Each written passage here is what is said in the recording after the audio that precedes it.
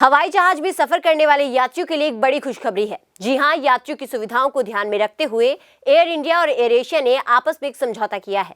इस समझौते के तहत एयर इंडिया की टिकट खरीदने वाले यात्री एयर एशिया की फ्लाइट में उड़ान भर सकते हैं। दोनों ही एयरलाइंस एक दूसरे के यात्रियों को सफर करा सकती है।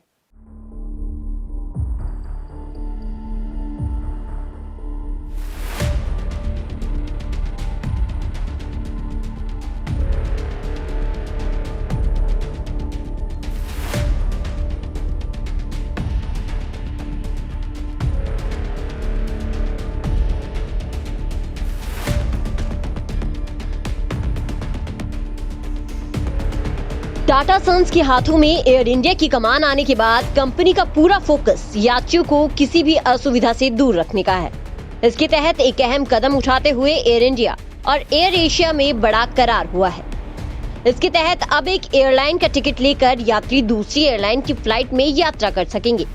दरअसल एयर इंडिया और एयर एशिया के बीच एक करार किया गया है, जिसके अनुसार परिचालन में किसी भी तरह कोई दिक्कत आने की स्थिति में दोनों ही एयरलाइन एक दूसरे के यात्रियों को यात्रा करवा सकेगी। ये करार इसलिए किया गया है ताकि किसी एक एयरलाइन की फ्लाइट में बाधा उत्पन्न होने पर यात्रियों को अधिक असुविधा का सामना न करना पड़े। इसके तहत जिस एयरलाइन की फ्लाइट पहले उपलब्ध होगी, यात्री एक टिकट के जरिए ही उसमें यात्रा कर सकेंगे। इस समझौते के तहत ये व्यवस्था 2 वर्षों तक यानी साल 2024 तक प्रभावी रहेगी। इस संबंध में जारी एक रिपोर्ट में बताया गया कि दोनों एयरलाइन के बीच हुए करार के तहत ये व्यवस्था 10 फरवरी 2022 से लेकर फरवरी 2024 तक लागू रहेगी। हालांकि ये व्यवस्था केवल घरेलू उड़ानों के लिए ही लागू है।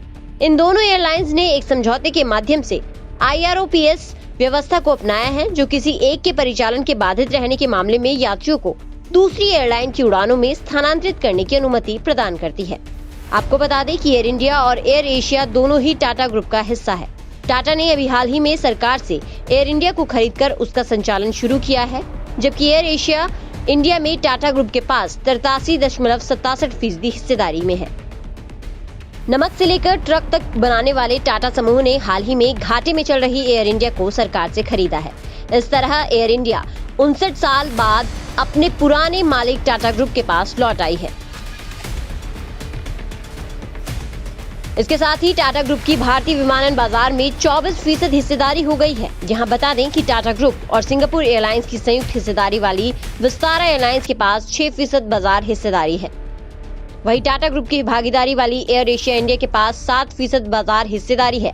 अब टाटा ग्रुप को एयर इंडिया की 11% बाजार हिस्सेदारी भी मिल गई है। इस तरह टाटा ग्रुप के पास अब भारतीय विमानन बाजार में 24% हिस्सेदारी हो गई है। साथ ही इन दोनों एयरलाइन के बीच हुए इस एग्रीमेंट से यात्रियों को बड़ी सुविधा मिलने वाली है।